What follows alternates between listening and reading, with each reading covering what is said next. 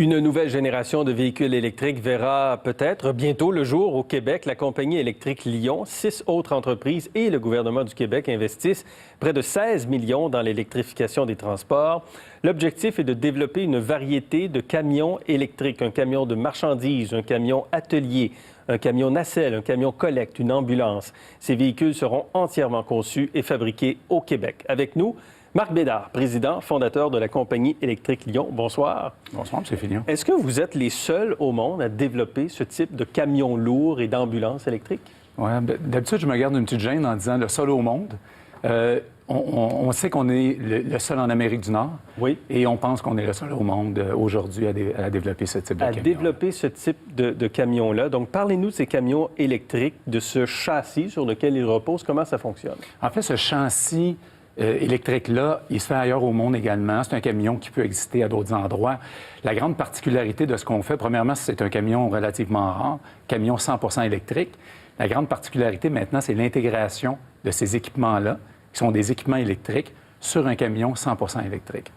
Et donc, avec d'autres équipements qu'on retrouve dans les voitures traditionnelles, disons, dans les camions traditionnels? Exactement. Donc, ce sont des équipements, par exemple, Hydro-Québec. Oui. Un équipement, donc, exemple, une nacelle qu'Hydro-Québec utilise déjà. Et avec une optimisation de l'électrification, cette nacelle-là, maintenant, va être installée et intégrée sur notre camion 100% électrique. Et la particularité, en fait, c'est que l'énergie va venir à 100% du camion. Donc, il n'y a pas de système auxiliaire d'énergie et qui demanderait que la nacelle, à ce moment-là, pourrait utiliser. Ouais. Tout part de l'énergie du camion. Puis à ce moment-là, pour l'opérateur, bien, c'est beaucoup plus facile. Ça fait combien d'années vous travaillez là-dessus? Parce que vous fabriquez aussi des autobus électriques, mais Oui. sur ce type de camion-là. Bien, en fait, sur le camion comme tel, ça fait environ 4 ans. Et sur ce type, autrement dit, sur cette intégration d'équipements spécialisés, ça fait environ 2 ans. C'est important quand même parce que quand on regarde les camions lourds qui occupent à peu près la moitié du trafic routier, n'est-ce pas? Oui. Et qui émettent beaucoup de gaz à effet de serre nécessairement. Donc, vous le présentez comme étant une vraie bonne solution écologique sur nos routes? Bien, en fait, c'est une vraie solution écologique. C'est un camion comme ça, normalement, va émettre au diesel. Un camion au diesel va émettre une centaine de tonnes de gaz à effet de serre par année. Oui. Donc, c'est beaucoup. Juste en électrifiant un pourcentage des camions, des autobus, le gouvernement du Québec pourrait atteindre son objectif de réduction des gaz à effet de serre d'ici 2030. Et même en incluant le cycle de vie du véhicule? Absolument. Ça, il y a eu beaucoup de mésinformations là-dessus, mais tout à fait, parce qu'on sait que les batteries vont prendre environ 25 ans avant d'être recyclées. 25 ans, ça veut dire environ une dizaine d'années en utilisation optimale. Après ça, environ 5 années en utilisation secondaire et une troisième vie va être comme une utilisation, exemple, pour une génératrice, donc une utilisation stationnaire.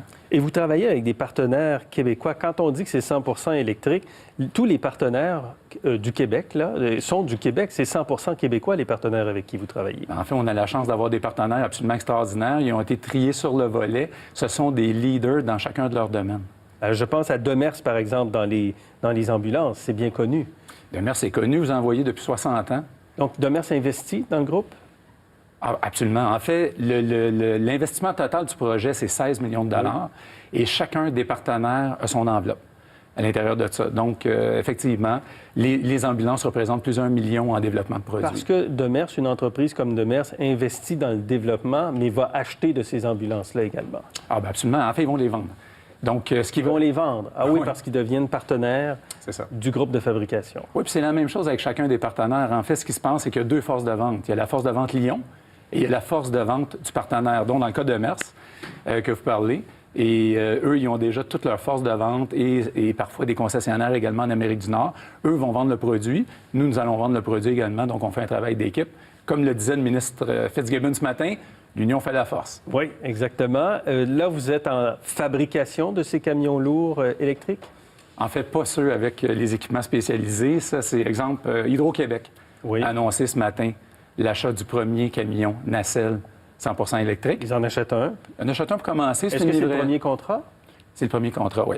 C'est une livraison en décembre 2020. Décembre 2020. Est-ce que vous avez d'autres contrats, d'autres clients comme ça? On a un contrat pour les bennes à collecte de déchets avec un très important client américain qui a demandé en ce moment de garder la confidentialité de son nom. Donc, je peux vous dire qu'ils en ont acheté 2. OK. Et ça va être annoncé dans les prochaines semaines. Et c'est quoi vos objectifs?